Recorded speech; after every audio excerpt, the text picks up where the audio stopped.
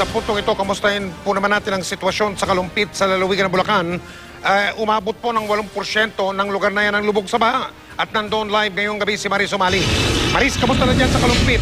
Mike, pabugso-bugso pa rin ang malakas na ulan kaya naman nananatiling lubog pa rin sa baha ang aabot sa 20 barangay dito sa Kalumpit, Bulacan.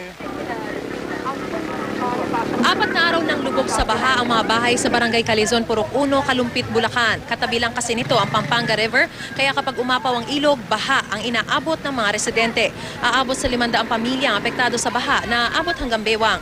Abusado po namin ang galaw ng tubig dito sa ilog. Kaya? Sa kasalukuyan po ngayon medyo mabagal, maaring kaya po ng flood control pa.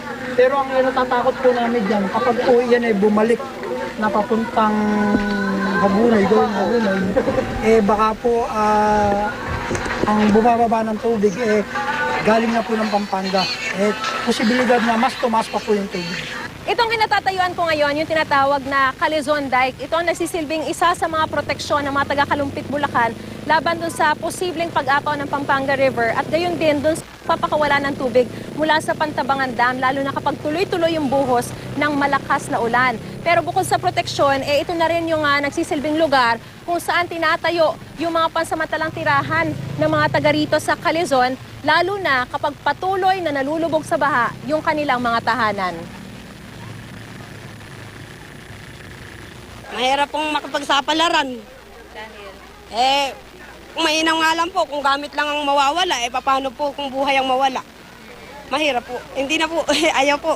Alerto na po kami. Mangiyak-iyak naman si Angela tuwing may bagyo. Natangayan na raw siya ng bahay noong kasagsagan ng bagyong Pedring. Kaya nagkakasya raw sila ngayon sa kulungan ng baboy. Yung Pedring po kami po nalubog. Buti po nagsialis kami. Inaan po kami.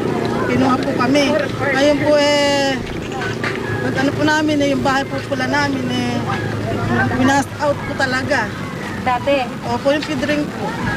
Kaya ngayon po, takot po talaga akong babagyo at babahay ako po takot. Kasi po hindi pa kami makabawi. Aabot sa mahigit 500 pamilya ang apektado at nasa tinatawag na outside evacuation center. Mahigit 600 pamilya naman ang nasa mga evacuation center. Pero aabot sa mahigit 24,000 pamilya sa 29 na barangay lahat ang apektado ng masamang panahon. Aabot naman sa mahigit 4 na milyong piso ang halaga ng pinsala sa agrikultura. Ang problema, nagsisilbing catch basin ng Kalumpit sa tubig na nagmumula sa Pampanga at Nueva Ecija. Dito rin dumediretso ang tubig pag nagpakawala ng tubig ang Angat, Bustos, Ipo at Pantabangan Dam. 80% you consider na talagang nasubmerged na ng tubig ang bawat barangay ng Kalumpit.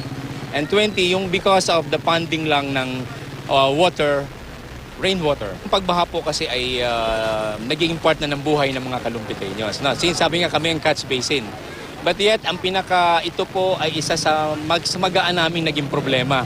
Kasi dumaan po kami sa panahon ng Pedring at Habagat.